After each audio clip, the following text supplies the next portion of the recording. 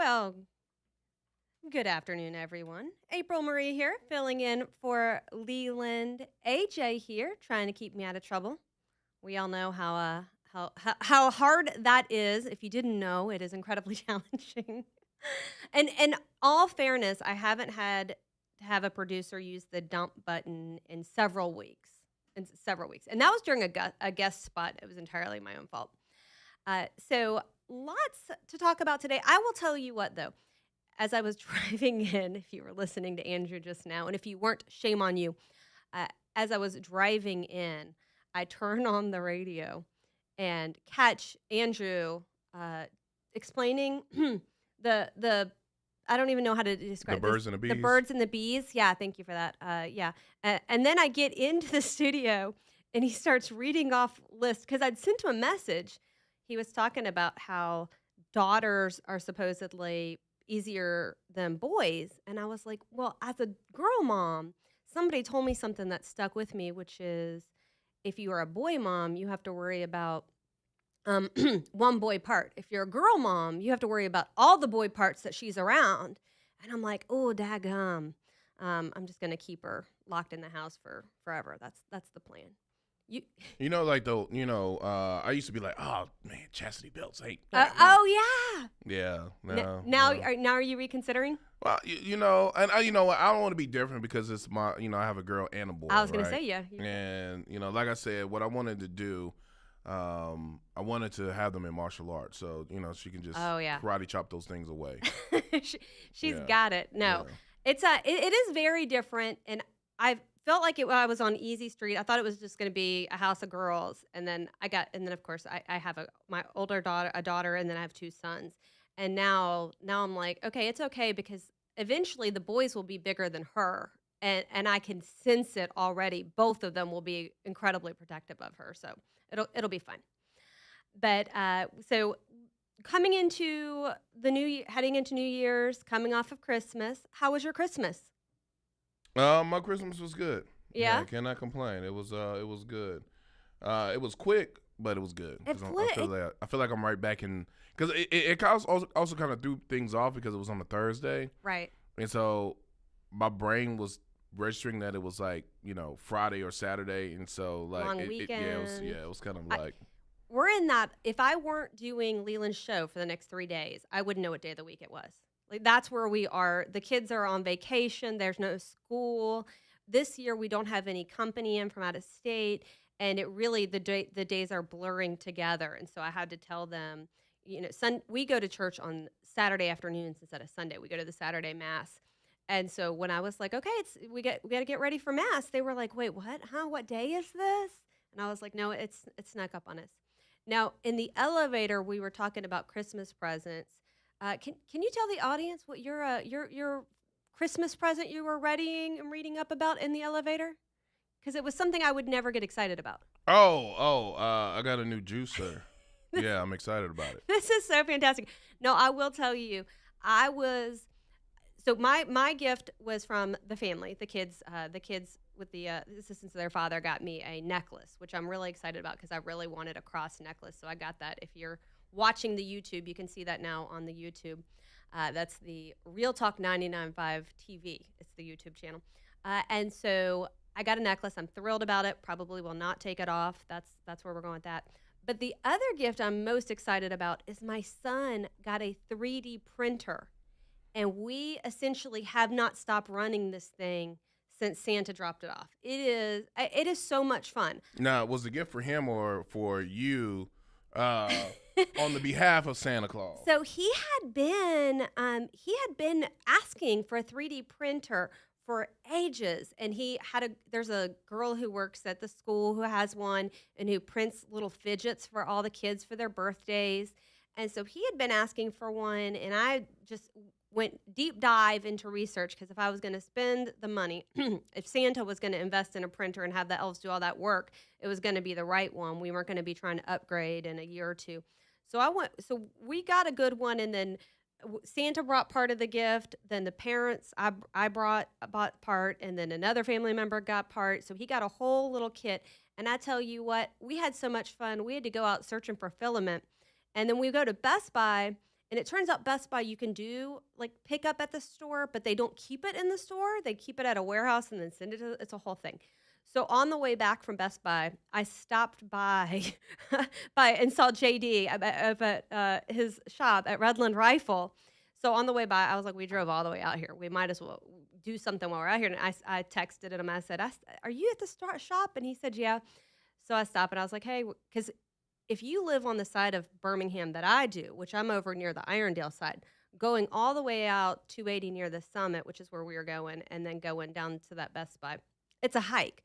So I want to make that trip. If I'm going to cross where 280 is at the summit, there I better be doing something. So I was like, JD, I'm going to stop by and see you. So I said, oh, we're out here looking for a 3D printer filament. And it turned out he had some because the man's got everything. So he hooked us up and kept us printing until Amazon delivered some more. But I'll show y'all a little later for those of you who are watching the YouTube. I'll show you what some of the things I printed, because I printed a full-on functional rosary, full size actually, and then a couple of toys and fidgets, and I'm thoroughly entertained. Oh, if you create rosaries, which I do, one of the most relaxing and calming, peaceful things I've done is that you use a little rosary knot maker. You got to make these little knots on the rosaries, and I ended up now I can 3D print and personalize the knot makers. So everybody in my little women's group, for those who are listening, surprise, I'm going to bring everybody these little knot makers. At the AJ shaking his head. I'm gonna bring everybody personalized knot makers for the next ladies meeting. I'm so excited about this. This 3D printer is it's life changing. Yeah, I told you this had nothing to do with your son. Even though, yes, I had no idea. This is your gift. Once I opened the Maker Studio, it was on. And I'm so entertained. So it's funny because now we're like fighting for time, because I want to print things that take hours. He wants to print things that are like instant gratification, these little toys. And I brought some with me. And so, yeah. Anyway, that was our Christmas. I was pleasantly surprised. I had no idea how entertaining this would be. And so, I've got a friend with a pest control company. I printed him a little personalized, or designed a little personalized thing for him. I'm out of control is what I am. Well, we are not going to spend the day talking about Christmas gifts. Although if you got something really fantastic, or got something for your kids or grandkids that you want to talk about, feel free to call in. 545-9950 is that number. What we're going to talk about today is, I want to do a recap. So it has flown by. But I actually just started at 1819 News January 1st of this year. And so I'm going to do a kind of a recap of some of my series, because what ended up happening was I joined 1819 News, and it's almost like the year has gone by in chunks for me. I started covering municipal elections, and there was huge changes in municipal elections. Then I went into these education stories, starting with Samford University, then we did some Auburn, some Alabama. And then we went into some of the K-12 and the Choose Act and all that stuff. So what I'm going to do over the course of the next 3 days is talk about some of these stories, kind of like the highs of what I got to see and experience at 1819 in the last year, so that you can go back, and if there's anything you hear and you're like, wait, Samford was doing what? What Auburn did what? You can go back and actually read the stories, but I'm going to highlight this for you. Also today, there is news this afternoon of a ruling in the case against the man who assassinated Charlie Kirk. Judge has ruled to make the transcripts available, and they might even be available now. I'll have to look, but they were going to be available this afternoon from the hearing on whether or not to allow cameras in. Now, the actual audio in that, they have to cut up because they had to redact some stuff, but that will be available, and I think that's a big win for transparency, especially when Erica Kirk and Turning Point USA is having to deal with all the nonsense from Candace Owens. And if you missed it last week when I talked about it, it is absolutely nonsense what Candace Owens is doing. If you are a Candace Owens fan, I am sorry. I hope I can change your mind about that. Feel free to call me and we can talk about it. But she is a horrible, horrible human being. God can save her, but I tell you what, she needs to be saved, because what she is doing to that widow is unthinkable. I want to talk about, as we reflect on this last year, some of Trump's success, some of the things our state is looking at. I really want to get into the importance of independent media and journalism. This year has been just marked by where instances, including what's going on with the Somali fraud, where independent journalists have really uncovered rot that the mainstream media doesn't want to cover. And you look at why they don't want to cover it. You look at the gender and ideology nonsense. You look at this fraud. You look at immigration. Mainstream media wants us to have sympathy for the bad guys. And if it weren't for independent media, we wouldn't get these stories. If it weren't for people like Leland and Andrew and those here at Talk 99.5, you wouldn't get these stories. So talk about all those things and more on the next 3 days. You guys hold tight. We're going to take a quick break. You're listening to April Marie, filling in for Leland.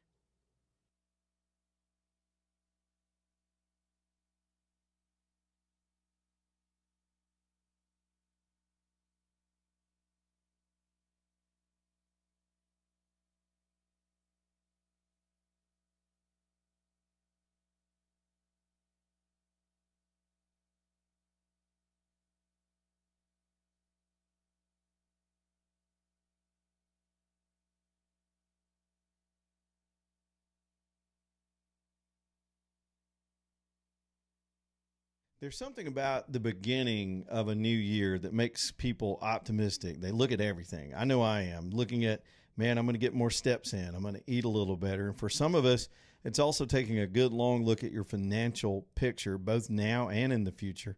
My lifelong friend Danny Knowles is ready to help you with that. He and his sons there at the Knowles Group are incredible guys. I've known Danny my whole life. He and I graduated high school together, and I've always admired how hard he works, how straightforward he is with people, how many people in this audience over the years they have been able to help get on track with your finances.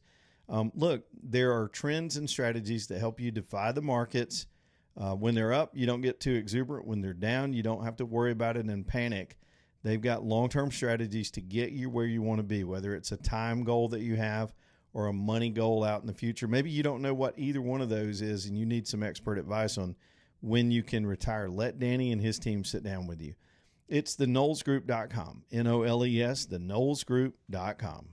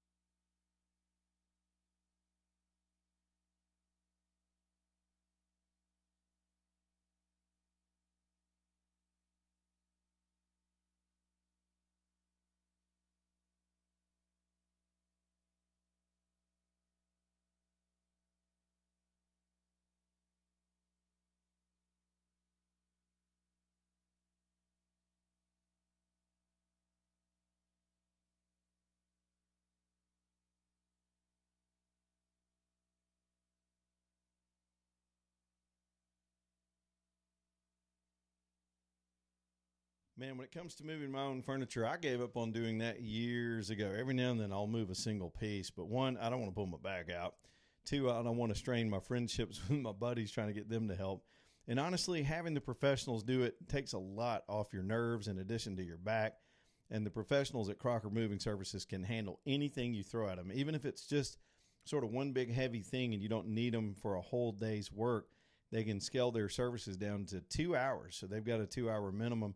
And come and get that big old couch moved or that piano or safe or pool table or something that's just difficult, even if it's not a heavy object, but it's just a difficult move because of stairs or whatnot.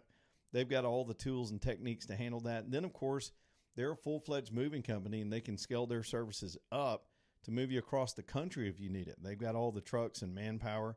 Eric Crocker always says, because he's a former Marine and I guess always a Marine, and an honorable guy, he would never have somebody in your home that he wouldn't have in his home. So he hires just great people that work efficiently and take good care of your stuff. It's CrockerMovingServices.com for any moves you have planned this year. CrockerMovingServices.com.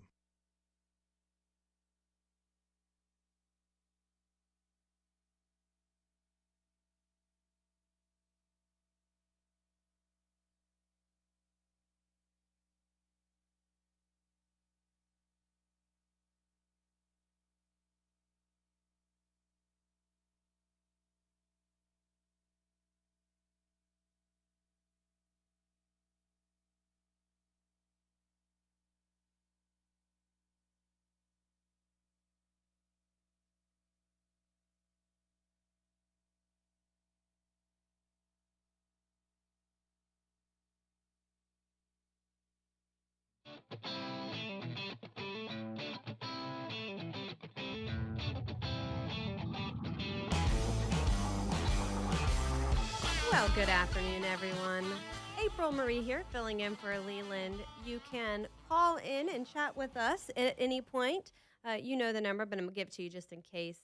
545-9950. That's 205-545-9950.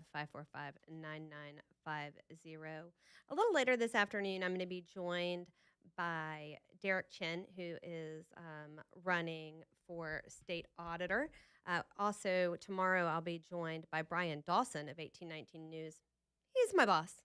Well, one of the two. Jeff Poor is, of course, my boss. My favorite boss to harass. If you have not heard me talking to Jeff Poor, we're just equally mean to one another at all times. It's our thing. He's kind of like the big brother I never had, never wanted, and can't get rid of. He has forever been kind of, you wouldn't imagine this about Jeff, but he's like the angel on my shoulder telling me, kind of talking to me to do good things. But we will be talking to Brian about, like I said earlier, some of the stories that 1819 has covered. I want to talk to him about some of his podcast guests and kind of the best of this year. If you haven't listened to those, I actually did a podcast. It was my first, I would say my first official podcast was on one of my first series at 1819 News, which was on Samford University. I think everybody has it in our heads, especially as we've watched the protests on campus, what has happened in terms of the poisoning of young minds and the creep, the absolute just liberal creep that has snuck into classrooms.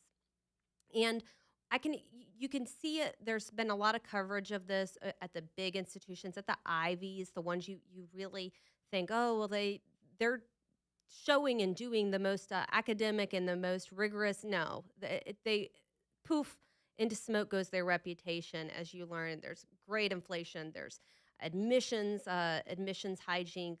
There's just absolute just rot throughout. And you've seen this with the BLM stuff. You saw this with the pro-Hamas, and let's not call them anything they weren't. They were pro-terrorist, pro-Hamas demonstrations, the anti-Israel, anti-Semitic, all of those things on the campuses. And you think, to me, I go, well, the South has to be, to some extent, has to be a safe haven for this. But no, it's not necessarily. We found it at Auburn. We found it at the University of Alabama. But shockingly, some of the most egregious in writing DEI practices was at Samford University. Now, you can't go on their website and find what they were doing and what the intention was. But you can go at 1819 and look at the stories I did, because it's like a snowball effect. And I want to talk about this in terms of what's happening now in Minnesota and how this one independent journalist, if you haven't been following that, Nick Shirley, his video has been viewed now 5 million times. Now, I haven't watched it all the way through. I'll be honest with you about that. Time has been time has been a funny thing during these holidays with 3 kids home and all of the entertainment that has come with that. But 5 million views on a video showing empty storefronts that are getting millions of dollars in government money and government aid for children who are supposedly at these daycares, who it doesn't exist. These buildings with nobody in them, or with only adults in them. And the whistleblower that said, hey, look, I've been looking into this with no support, doing this myself, kind of investigating this myself. And I'm going to tie that back to what I've been doing right here in Alabama.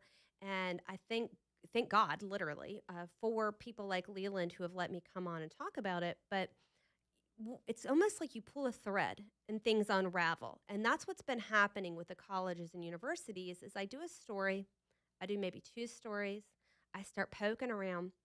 And as I'm writing these and their information's coming out week after week, people from within start telling the truth and saying, hey, you need to look into this, or hey, check out this professor, or hey, check out this class, or do you know the administration did this?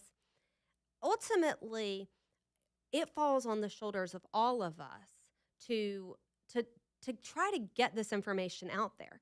And you may not even know, but you may have a kid in your life who's out of college and they're telling you over the holidays, oh my goodness, Uncle Bob, let me tell you, I've got this professor who goes off on these tangents about gender or race or whatever. Don't just nod and be frustrated. Take the time to call. Take the time to make that information public, whether you're emailing me or you're calling Leland or you're calling Andrew. We've got to expose this rot. And that's what has happened in Minnesota. And it's what's happening all around the country because it has gotten so bad. It is infected. When you look at Doge and you look at what Elon Musk was able to find and uncover, the absolute fraud, waste, and abuse that's been happening with taxpayer money, it's startling. And so all of these things kind of tie together from the national perspective of where is your money going. I did a story today on 1819 News. If you get our newsletter, it was a story about Chris Pringle talking about the waste in road money at the Alabama Department of Transportation. And one of the things he said to me that just stuck with me since our interview was there is no plan. Just hand over fist, the Department of Transportation in the state of Alabama just spends money, and one of my favorite Facebooker uses the term all willy nilly. All willy nilly. They'll start a highway project, run out of money. It'll be a highway to nowhere. He talks about the roads to Florida, from Montgomery to Florida, 2-lane, 4-lane, 2-lane, 4-lane construction that starts and never seems to get finished. That's what's happening at Department of Transportation. And here in Alabama, and there's a better way. There's a better way by taking the politics out of things, by taking the power away from the bureaucrats, giving it to elected officials, and then holding those elected officials accountable. If you're paying tuition at a college, if you're as a parent, if you're paying tuition as a student, you need to make sure you're getting your money's worth. Charlie Kirk talked about this all the time, is making sure you're getting the value for your dollar and questioning whether or not you are or aren't. And that's what I've tried to do with exposing the wokeness at these college campuses around Alabama is say that know what you're spending your money on. We had a kid who was taking a class at Auburn who was like just dumbfounded by what she found, told her parents, and the parents brought it to my attention. We've got to talk about these things. We've got to talk about these things, the waste, fraud, and abuse at every level of government. I'm going to go to, do we have time to go to Dexter? Okay, we're going to go to Dexter on the phone lines. Dexter, you got a comment about the roads? Yeah, I just want to complain about a little bit. Is I've complained to my constituents, and I don't think they can do anything. But, if you're getting off of 65 headed up on 22, the interstate signs are so badly rusted or wore out, kind of like me, been rode hard and put up wet. You can't even see what the signed exit number is or what it's going to. And people coming through here on 22, unless they know they're going to Memphis between 65 when you get off on 22 and go to Hamilton, there ain't a sign on either side of the road. They used to wash them and clean them up where you could see them at night with your headlights. But now they're just so dry rotted or blowed over from a tornado from 2 years ago, and they ain't put back up. That makes me wonder, why can't KI do something? They put fresh asphalt down, but if you don't know where you're at or where you're trying to get off, you can't even read the sign. All right. Well, thanks for the call, Dexter. That's the kind of thing should be people doing their jobs, and they just ain't. All right. Back in a minute.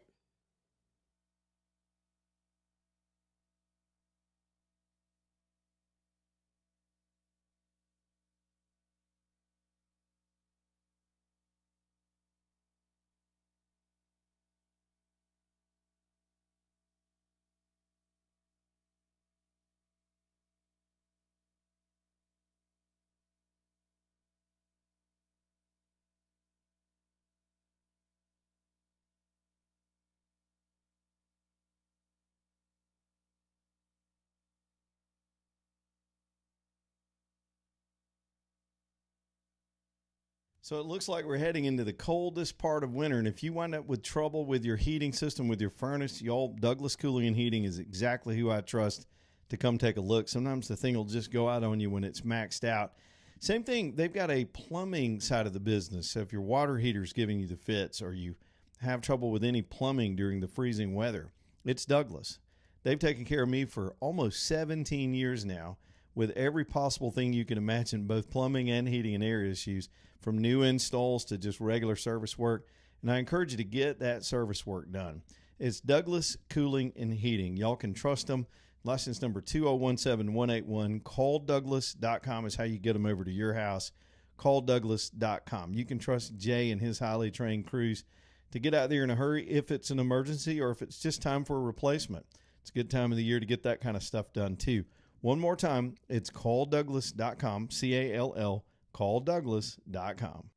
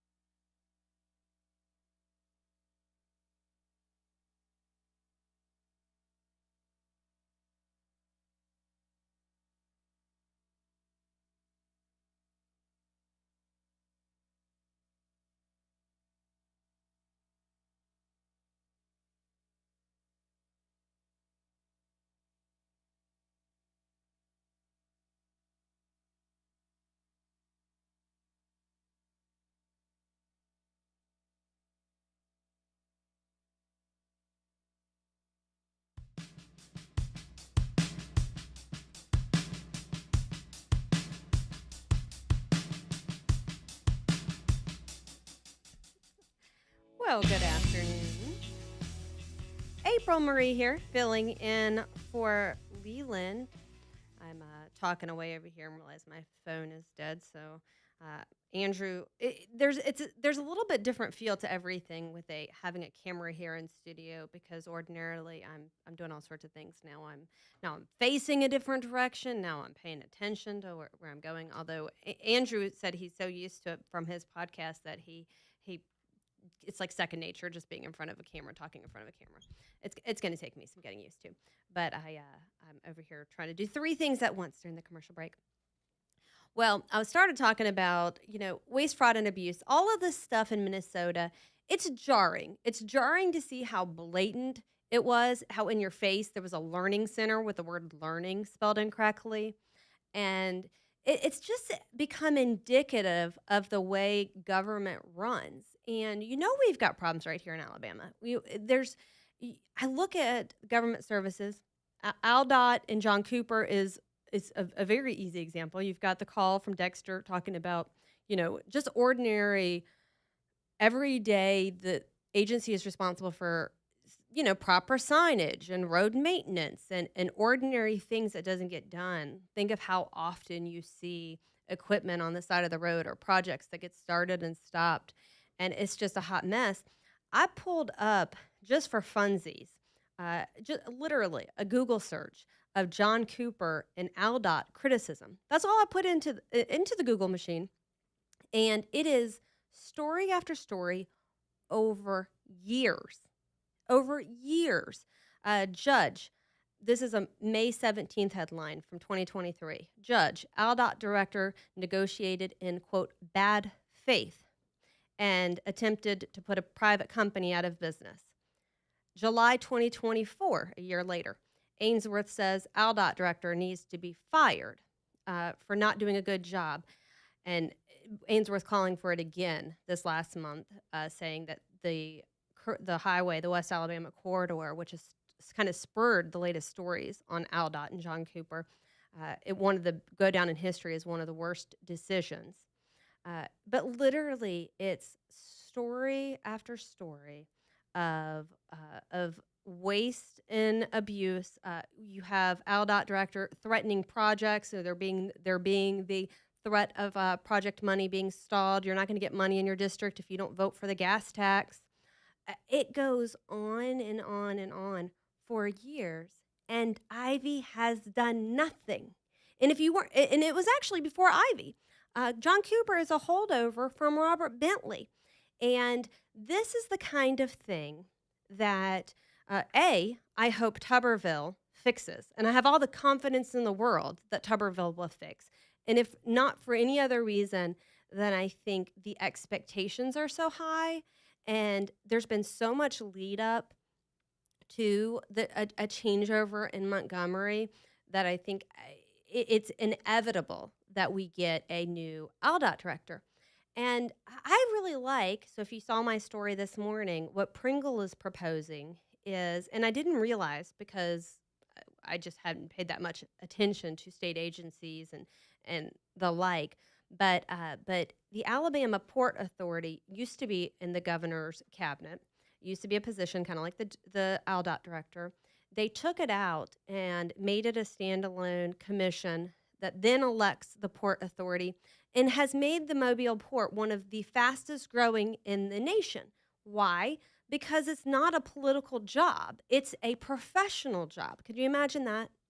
If instead of friends of our elected officials getting the jobs they're not doing properly, what other job can you have in this nation where literally every news cycle, every 3 to 6 months, there are well-respected leaders, there are judges, there are statewide elected officials going, this person's not doing their job, or they're doing it poorly, or they're doing it wrong, and then have them keep that job. There's no other job. And what Chris Pringle said in the interview I did with him about the AlDOT director is he quoted him. He said, Cooper told me, and I quote, there is no long-term plan at AlDOT. I only build the road and bridges she tells me she wants to build. So basically, someone in the governor's orbit decides they want to build a road or a bridge. They want to invest in a roadway or infrastructure somewhere. And that's how AlDOT plans. And by AlDOT plans, AlDOT lacks a plan. So what he's suggesting, and I think I can definitely get behind, I'm hoping lawmakers across the state get behind, they get behind taking that out of the governor's office. We shouldn't be building highways. And I'm talking multi-million-dollar investments. The one that brought all of this to light. The state's going to the bond market for a $730 million in bonds, and then they're going to have to pay an estimated $434 million in interest alone. There's no federal match for this money, and it's being done on what's basically lawmakers from Ainsworth to Senator Orr, Pringle, others are saying this is a whim. And it's these local, Senator Orr had some pretty damning words. He said that what we've got is we got localities blaming their lack of funding on there's not a four-way highway. Like it's going to be some kind of magic bullet. If you build the road, they will come. And that's not true of all areas in rural Alabama. It's just not. And Orr asked for a study, and Cooper never presented one. Because why? These bureaucrats get to spend taxpayer money any way they want to, for any reason they want to, whether or not it has merit or not. You look at what's going on in Minnesota, and you go, how did people not know? Well, that's making a pretty big assumption that they didn't know what was going on, that elected officials didn't know about the fraud. But the fact of the matter is, they probably did. You look at who was benefiting from some of this fraud, the education centers who are then giving contributions to elected officials. You look at the people getting rich in this. There's no way that this is happening and people didn't know. They weren't aware. And that is a fundamental flaw. I loved when Elon Musk was working with the Trump administration and rooting out some of this nonsense. And to some extent, I think we have to go back to that. There was talk of doing this in Alabama. Let's do a real, not a in name only Doge, but a real Doge. Let's root out where money is going and figure out where we can do it better. I'm reminded during all this Minnesota talk of the child who died in Birmingham it was because a DHR contractor picked up the child from a supervised visit. Do you guys remember this a couple of months ago? Picked up the child from a supervised visit, forgot the child was in the back seat, went and made some multiple stops along the way, and then went home, and the kid passed away because from being trapped in a car in the heat. And you go, do we have the best vendors? Do we have, especially when it comes to kids, when it comes to seniors and disabled? And that's one area where you can really take advantage if you're a fraudster, because nobody wants to dispute money and services for the kids or for the seniors. One of the things that came out in all this was there's education money being absolutely wasted. And one of the other areas was transportation. Vendors getting paid to transport patients. And there was no record of actual patients being transported. There's all these transport vehicles, all these transport services, and that's what we had going on here. What we have obviously going on here in the state, because that's how this child got left in a car, is a vendor, an outside vendor, somebody contracted with the state to pick up and take a child to and from supervised visits, to and from DHR, doctor's appointments or services or court or whatever it is. Are we making sure that these contracts are given based on merit, based on quality of services provided in the most fiscally accountable way? I'll have to look up what was going on with that lawsuit, but these are very real areas where criminal activity can happen, fraud and abuse can happen, but it's for the kids. It's related to kids and seniors and education. And you look at the COVID money fraud that we have seen exposed. You look at the nonprofits that are and where that money is going. I think this is going to be another tipping point. And I couldn't welcome it anymore if I tried. Just looking at the way that Democrats are running from the conversation. They don't want to talk about this. Why don't they want to talk about this? Because it's not news to them. We're talking about it. You'll hear conservative commentators talking about it. You'll see it on Fox News. You'll see it on conservative outlets. Democrats don't want to bring attention to it because they benefit. Their voters benefit. Their politicians benefit. Their bottom line, overspending more money. It's something we got to keep the conversation going into the next year. All right, we're going to take a quick break here. When we come back, I'm going to pivot some more. We'll talk about some local and state spending in just a minute. Hold tight. You've got April Marie filling in for Leland.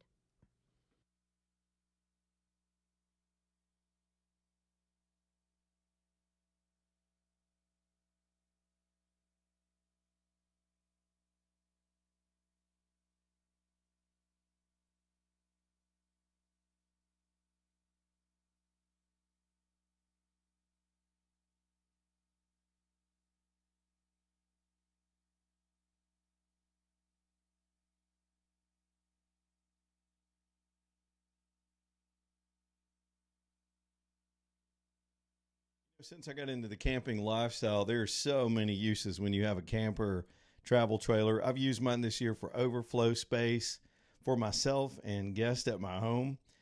We're actually in the motorhome while I'm off this week, using it to visit family and friends during the holidays, music festivals, tailgating, and then, of course, camping, just getting out there and making memories with your crew beside a campfire in some beautiful place. We have wonderful campgrounds that have been built, especially in the last 5 years, all over the place, very near Birmingham in Alabama. Y'all, Burton Campers has been in business 50 years, and this year, for their 50th anniversary celebration, they opened a new dealership in Jasper. So 2 great locations now to get yourself the perfect camper or fifth wheel from Burton Campers. These folks know how to treat you while you're going up and down the road, too, long after the purchase, with an incredible service department, all the parts and supplies you're ever going to need. And they'll even teach you everything you need to know if you're kind of new to this stuff. It's easy. They'll show you everything. So let's get out there in 2026 and make some memories with our good friends at Burton Campers, down on exit 231 in Calera or near the hospital in Jasper, burtoncampers.com.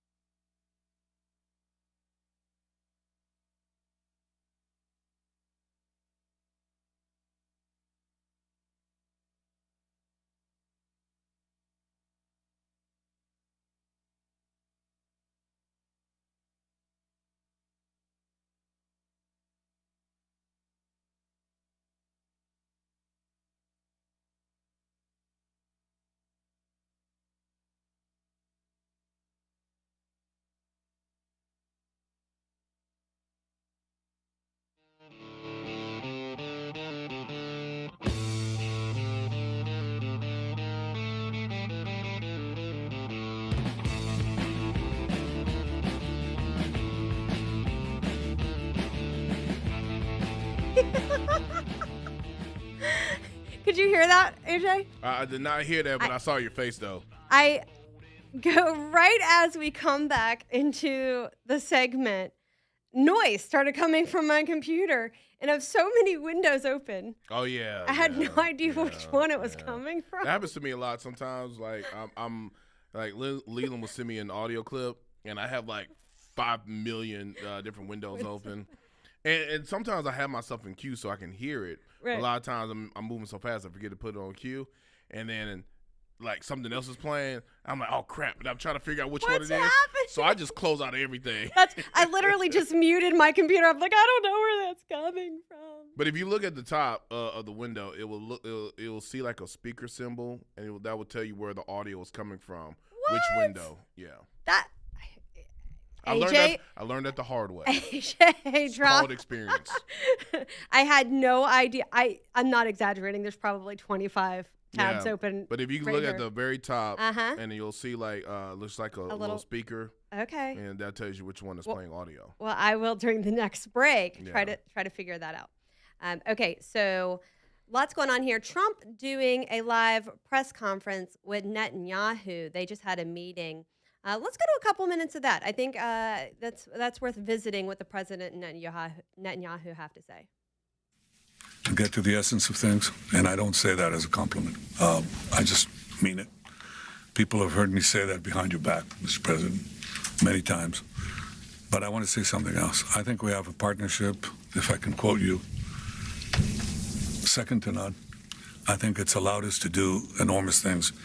You know, people said there was a different conception at one time, which means that America can advance its interests in the Middle East if it opens a lot of daylight between it and Israel. And President Trump has done the exact opposite. He's achieved remarkable things in the Middle East because we work together. We talk about our ideas. Sometimes we have different ideas, but we work it out. And most of the time we see eye to eye. But it's been a remarkable experience, and this was a very, very productive meeting. And may I say, a very good lunch. Thank you. Thank you for your friendship. Thank you very much, baby. And thank you for your support. It's meant from the heart. Thank you.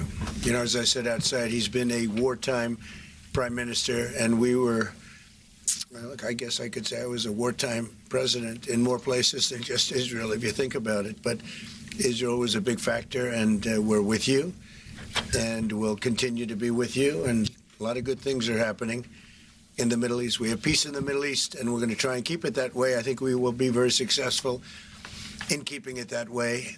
And you've been a great friend, and I've been a great friend to you and to Israel, and it's been my honor. And the award that I was given was really surprising and very much appreciated. Well, President Trump has broken so many conventions to the surprise of people, and then they figure out, oh, well, maybe, he was right after all. So we decided to break a convention too, or create a new one, and that is to award the Israel Prize, which in almost our 80 years, we've never awarded it to a non-Israeli, and we're going to award it this year to President Trump. This was announced formally over lunch by our Minister of Education, who's responsible for the Israel Prize. It's going to be awarded to President Donald J. Trump for his tremendous contributions to Israel and the Jewish people. I think it's such a fitting thing, and it would honor us, obviously, Mr. President, if you could visit Israel in that occasion on our Independence Day. But I have to say that this reflects the overwhelming sentiment of Israelis across the spectrum. They appreciate what you've done to help Israel and to help our common battle against the terrorists and those who would destroy our civilization. So, again, that's an expression of thanks and appreciation. Thank you, baby, very much. That really is a great honor. Any questions, please? We'll go pretty quickly because pretty much we agree on most of the things, and you would know what most of those things are. Please, go ahead. Thank you, Mr. President. I'd like to know if you and the Prime Minister talked about having Israel pull back its troops before Hamas fully disarms. I know that's been an issue. Did you push for that today? Well, we talked about Hamas, and we talked about disarmament, and they're going to be given a very short period of time to disarm. and we'll see how that works out. Steve Witkoff and Jared Kushner will be in charge of that from our side. But if they don't disarm, as they agreed to do, they agreed to it, and then they'll be held to pay for them. And we don't want that. We're not looking for that. But they have to disarm within a fairly short period of time. Was Israel withdrawing its forces?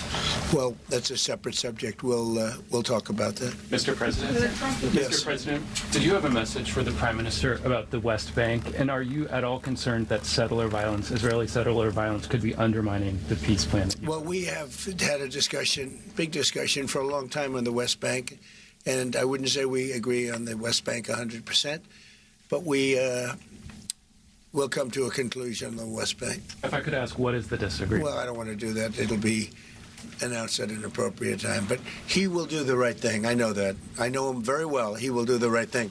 Yes. There is a growing fear of a confrontation between Israel and Turkey. How are you going to ease this tension given the fact that President Erdogan calls Mr. Netanyahu Hitler and compares Israel to the Nazis? Well, I know President Erdogan very well. And as you all know, he's a very good friend of mine.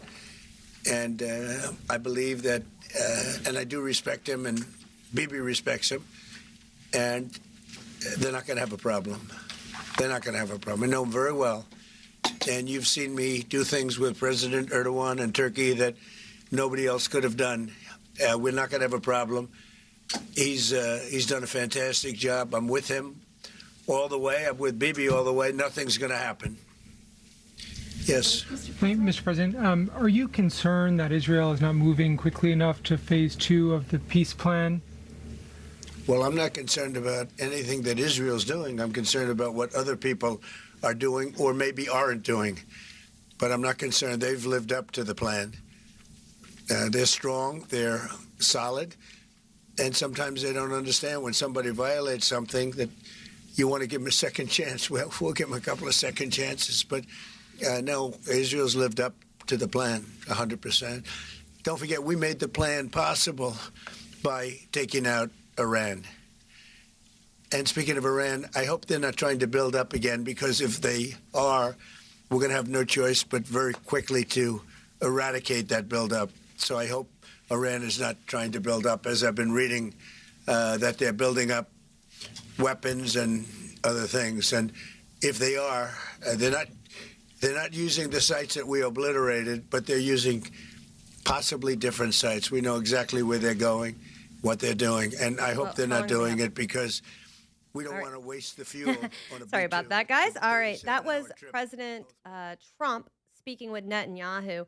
A lot coming out of that live feed there from Mar-a-Lago, and one of them is Netanyahu honoring President Trump with Israel's top award. It's the Israel Peace Prize. Trump committing to trying to get there for the ceremony, them talking about the peace plan, and Netanyahu expressing his gratitude to Trump. Seeing other headlines that will confirm during the break here of things that were said before we went live there. In terms of this meeting between Trump and Netanyahu. Trump has done a lot. You could hear him there talking about Turkey and Iran. He's done a lot when it comes to the Middle East that I don't think the media gives him enough credit for. We'll be back in just a minute. You guys stay tuned. It's April Marie filling in for Leland here on Leland Live.